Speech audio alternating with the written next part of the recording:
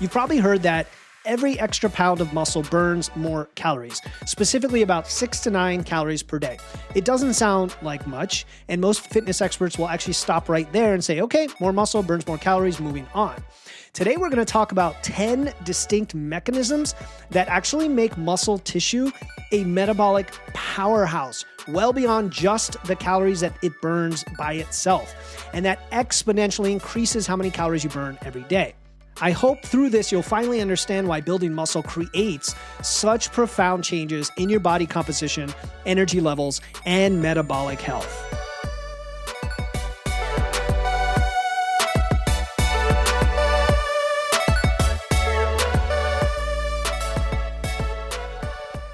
Welcome to Wits and Weights, the show that helps you build a strong, healthy physique using evidence, engineering, and efficiency.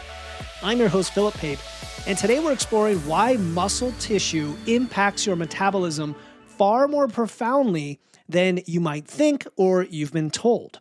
You've likely heard that muscle burns more calories than fat. Now, people used to use this to say it burns way more calories, and fortunately, most of the industry has heard the evidence by now that muscle burns about 6 to 10 calories per pound at rest, or 6 to 9, I think.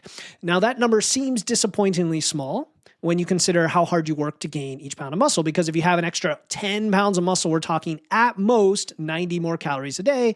You're like, that's not that much. But what if I told you that this basic calculation actually underestimates the overall systemic metabolic impact of muscle tissue?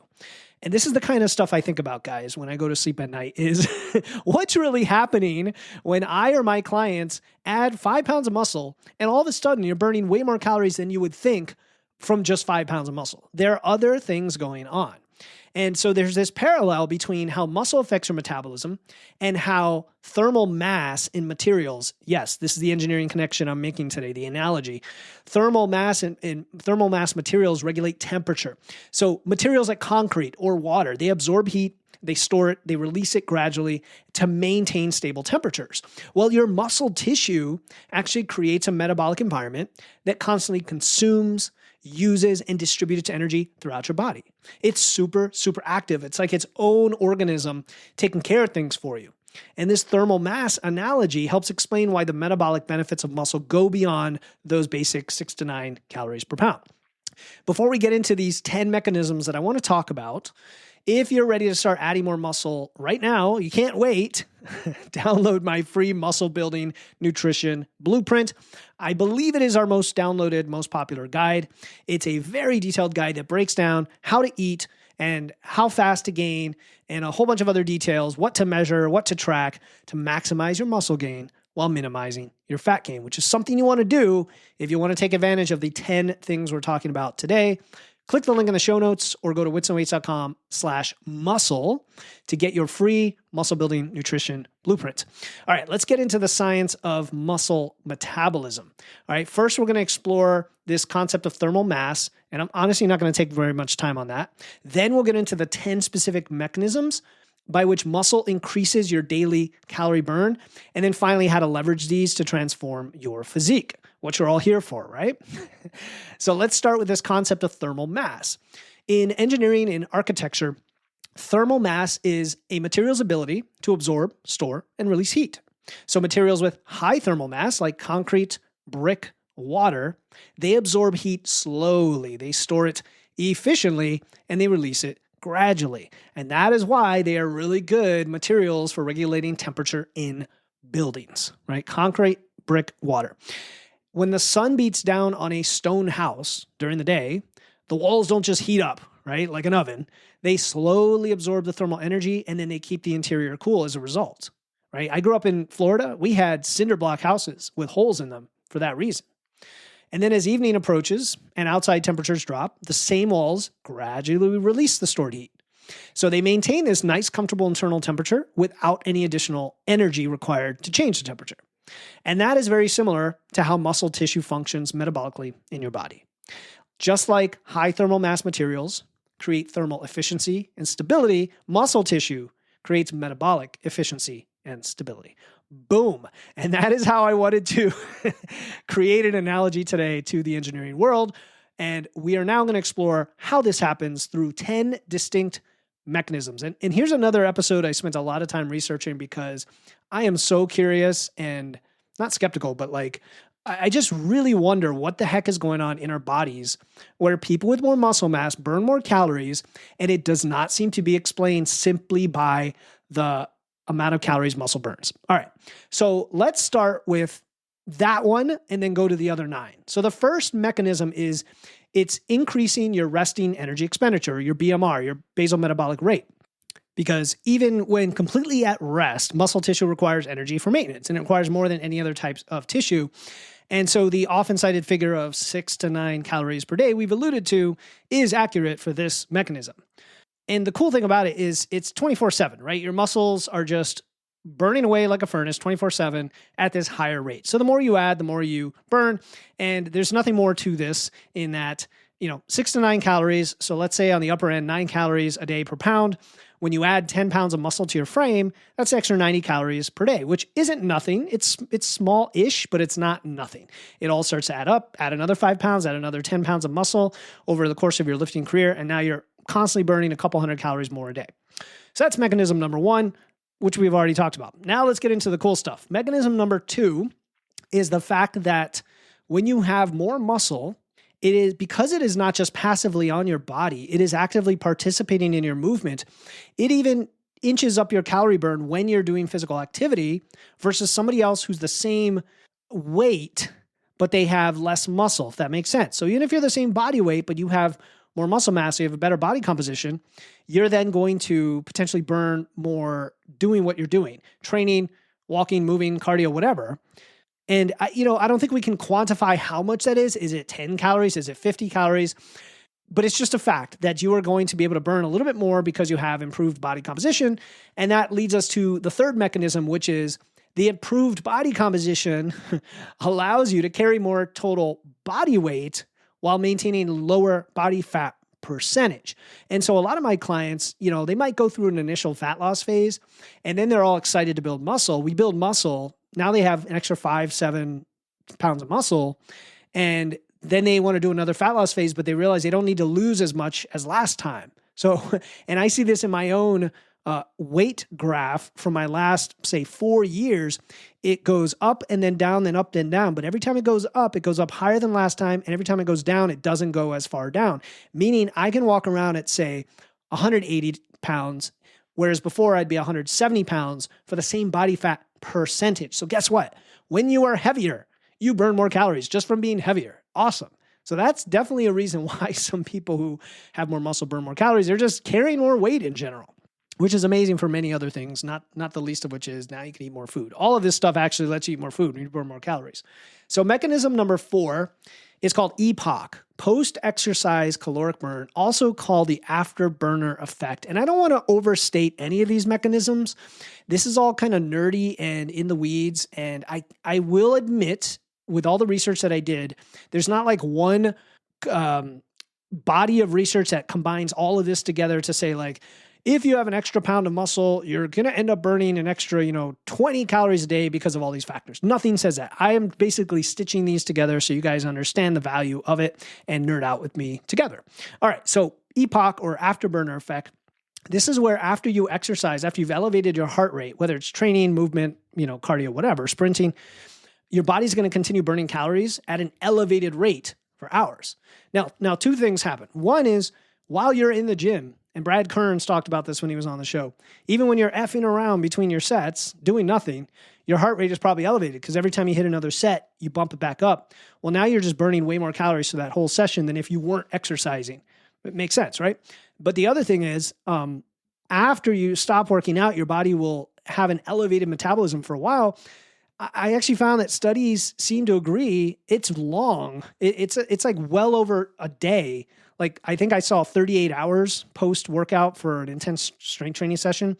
38 hours, that's like a day and a half where you have an elevated metabolism just from that training session. And so now if you have significant muscle mass, this might mean a lot of extra calories burned because you're now stacking it on top of the extra calories you're able to burn because you have more muscle mass, if that makes sense, right? So you're just stacking all this stuff on top of each other. All right, mechanism number 5 is myokine secretion and fat metabolism. I believe I'm pronouncing that right, myokine. So think of muscles as an organ, right? Like one of the biggest organs on the body. It's an endocrine organ. It secretes compounds. One of those is called myokines. When you contract your muscle, and those myokines regulate fat metabolism and insulin sensitivity. Now, side tangent, we know that strength training and having more muscle both improve insulin sensitivity tremendously. Just keep that in mind, which allows you to eat more carbs, allows you to utilize carbs, allows you to be healthy in terms of blood sugar, A1C, all that. So back to myokines. So myokines ensure kind of like an efficient energy usage across your body. And because of that, you potentially can burn more calories beyond the immediate location of where you're using the muscle. And there's a myokine called irisin, irisin, I-R-I-S-I-N, that programs white fat cells to behave more like brown fat cells, which are more active. And so there is a theory there that is part of that process. You're actually turning fat tissue into a more calorie-burning fat tissue.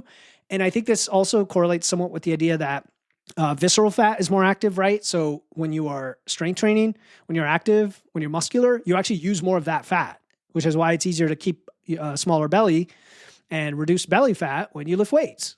Cool. All right. Mechanism number 6 is enhanced fat oxidation through IL-6, interleukin 6. This is a cool one. Okay, when I first heard about this, I want to say like a couple years ago, I was like, what are they talking about? This is a compound released during strength training. Okay, so this is while you're lifting weights. So remember, it's not just about having the muscle, it's also the process you go through to have the muscle. And I think it's really empowering to know that not only is strength training a hard thing that's satisfying to do, but it also has a lot of other in-the-moment benefits. We're not talking endorphins and dopamine, right? Instant gratification. We're talking like really fundamental physiological benefits of the training itself. And so this compound is released and it triggers fat oxidation. Probably because your body's like, I'm going to need some energy soon. So we're going to break down some fat for energy. Okay. And so IL-6 transforms how your body utilizes fat. It makes you a more efficient fat burner. And so the more muscle you have, the more IL-6 you produce during activity, because now you're stacking that on top of your training and training more intensely. It accelerates fat metabolism beyond what would be predicted, again, just by looking at the resting calorie burn of your muscle. You see the pattern here, right? These things stack on top of each other. Mechanism number 7. All right, now we're getting really nerdy on this one. Fibroblast growth factor 21, FGF21. It's another compound produced by muscles, which is crazy. Like muscle is producing all these things that are only beneficial. It enhances insulin sensitivity. It enhances metabolic efficiency, which means you could adapt to different energy demands. This goes back to, your ability to switch between energy systems. Right. And it's like a buffer. Muscle mass is like a sink. I've used that term, a sink for glucose, but it's also this buffer that helps your metabolism remain more stable despite changes in calorie intake. It also helps regulate glucose metabolism, which is your ability to switch between carb and fat burning. Right. And that also helps you with weight management. So all this stuff is tied together in a crazy, amazing, beautiful way. Bringing this to mechanism number 8. The activation of brown adipose tissue. So we talked about myokines like irisin, which activate brown adipose tissue, which then burns calories purely to produce heat rather than store energy. And so I'm closing the loop with that one because that wasn't even the benefit of the myokines. This is another benefit of the myokines where brown fat can burn up to like 300 calories per day in some individuals on their body. And those would never have been factored in if you didn't have it. This one I'm a little skeptical about, but the more I research it and kind of followed up, it looks like it's a legitimate mechanism. There are many other mechanisms people claim when it comes to brown fat and white fat, and maybe the jury's still out here, but I still think it jives with the fact that when you are more muscular and you train, you are transforming your body in many ways beyond what we realize. It is not just visual. It is deep down at the cellular level. It's incredible. All right, mechanism number 9. Growth differentiation factor 15. I told you we were getting nerdy here, guys. GDF15. And that is also released by muscle that's been exercised. So it's kind of like the, what do we call it? The FGF21? No, not that one. The IL-6. Yes, like IL-6, it's released when you exercise. I'm going back in my notes here. And GDF-15, guess what it does? It regulates appetite and energy balance and metabolic stress.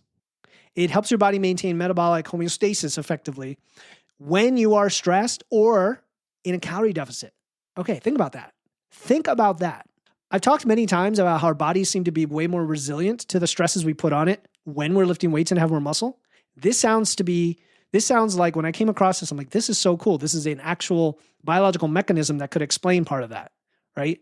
And so when you have more muscle mass, and I've seen this with my lifters who have been lifting for many years, they don't have as much of a slowdown in their metabolism when they diet. It just seems to be the case. Now, it's relative to that same person if they didn't have as much muscle, and we can't do that study, can we?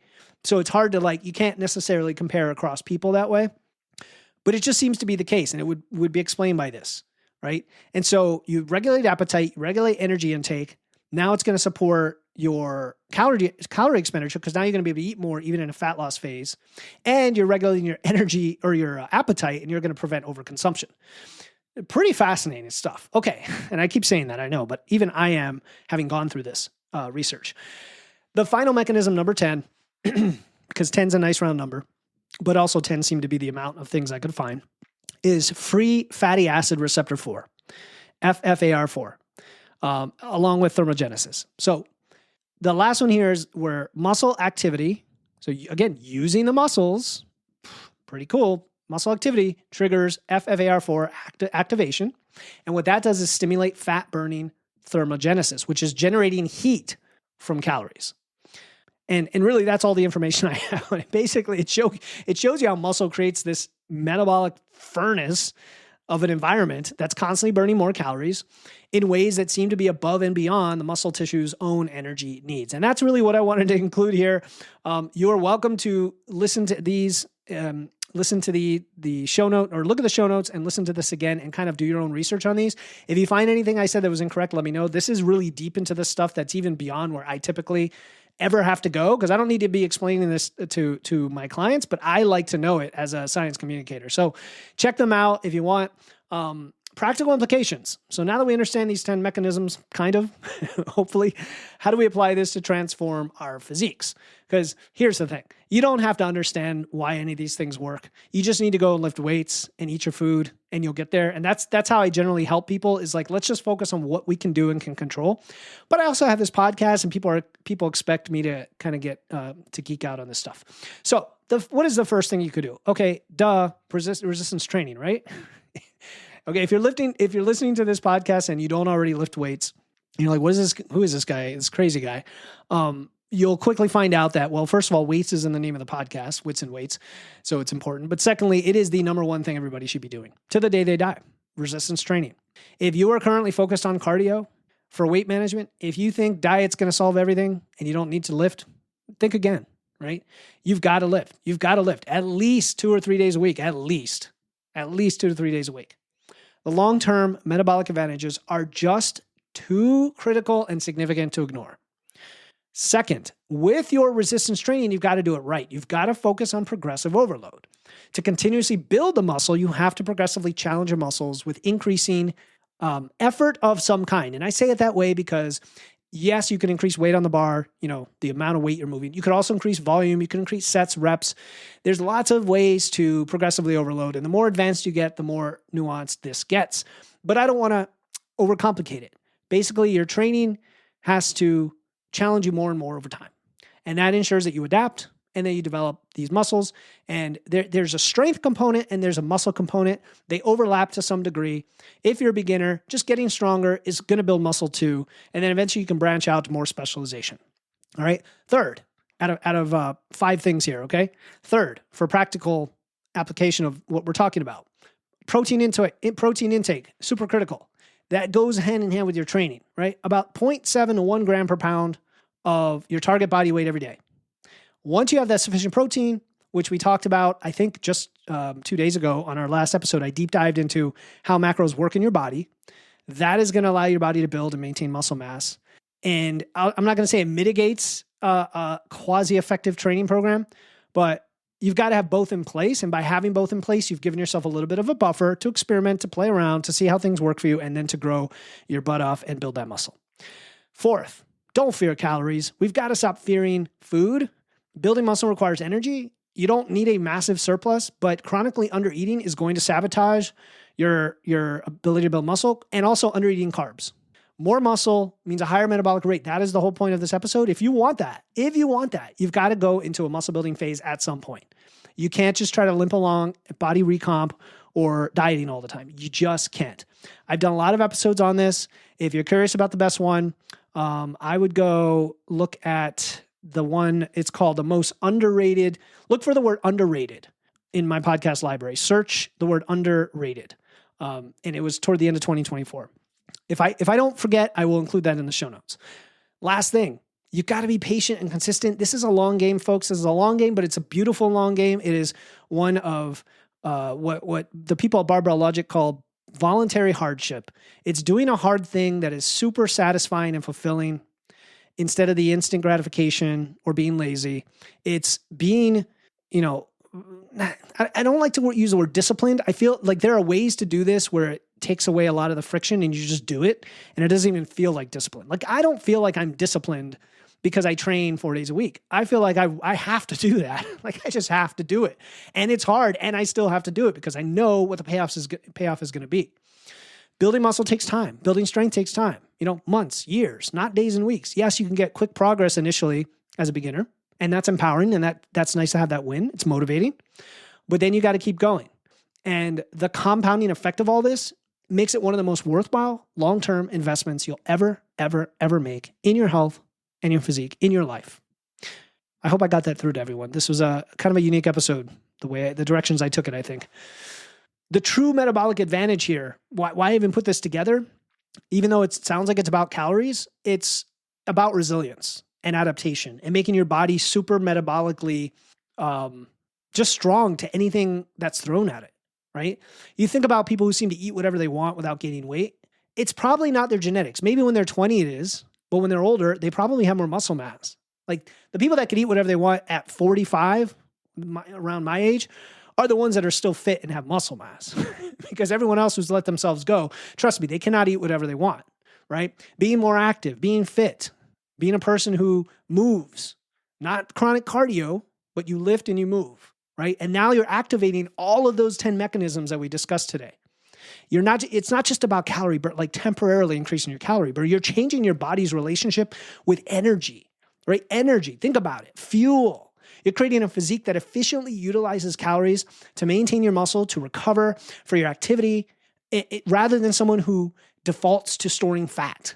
It's a huge difference in the type of person you want to be and live as. And this is why bodybuilders and lifters and powerlifters and strength athletes, they can consume seemingly enormous amounts of food when they're at maintenance, definitely when they're building. I know when I'm building, like I am right now, it just doesn't end, the amount of food I have to eat. And then during maintenance, I get to eat, I'll call it plenty. Like I'll never, ever feel hungry, even at maintenance, because the muscle mass allows me to eat more than I used to. And I see it in my metabolism, how it's calculated. I use MacroFactor. You can see that the number is higher than it used to be. And I see that with all my clients as well, right? So you've got this metabolic engine. It's powered by your muscle mass, and it is running hot through those 10 mechanisms we discussed. All right, I'm making this episode longer than it needs to be. Here's the thing. This is available to any one of you listening. If you're willing to put in the work of progressive resistance training, get in the gym or home gym or whatever, regardless of your age, your gender, your hormone status, your genetics, it doesn't matter. The laws of physiology apply to everyone, and muscle is going to respond to a proper stimulus at any age. That's it. All right. So I'm not going to recap all the 10 mechanisms or anything. You can go back and listen to those. If you're ready to start building more muscle and you want to leverage what we talked about today, just download the free resources I mentioned earlier. It's free. What's the harm there? It's going to get you going, get you motivated. It's called a Muscle Building Nutrition Blueprint. It's a guide. My most popular guide breaks down how to eat, how to train, what rate to go at, what to track, what to measure. It has an example of an actual muscle building phase, the whole shebang, okay? And you're going to minimize fat gain, which I know you want to do when you're building muscle. Tells you macros, tells you calories, tells you timing. Click the link in the show notes or go to witsandweights.com/muscle to get your free copy.